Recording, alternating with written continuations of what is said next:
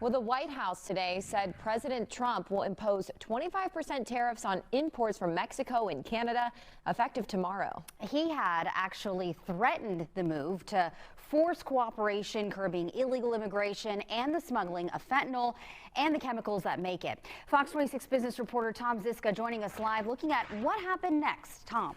Rashi, Caroline, the announcement from the White House also includes an additional 10% tariff on Chinese imports. The press secretary did not have specifics about any possible exemptions, though the president indicated yesterday there might be some things like oil imports that are not included.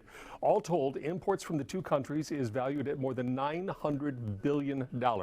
Without any restrictions, no exemptions, prices would rise for things like food, vegetables, fruits, grains, to name a few.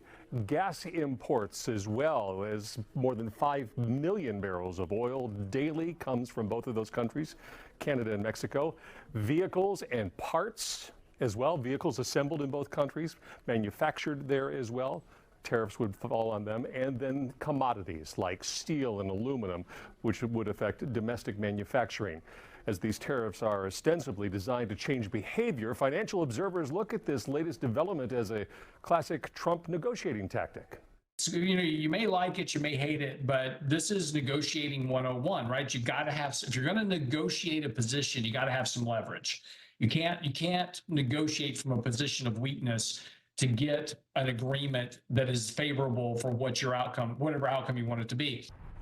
So if you assume that's true, if this is a hardline negotiating tactic, presumably the tariffs would lighten or disappear if there were improvements, or they could get harsher if there was no improvement. Both Canada and Mexico have indicated they are prepared to respond with their own tariffs if President Trump follows through with his promise.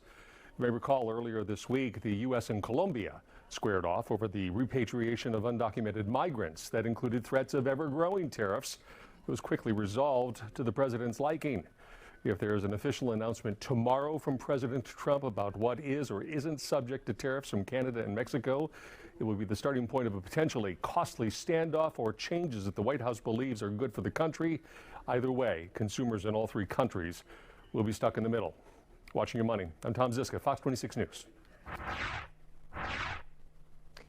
All right, Tom, thank you. Well, do you believe 25% tariffs against Canada and Mexico will be good for the economy? Yes, they'll help. No, we'll pay more for goods. Rashi.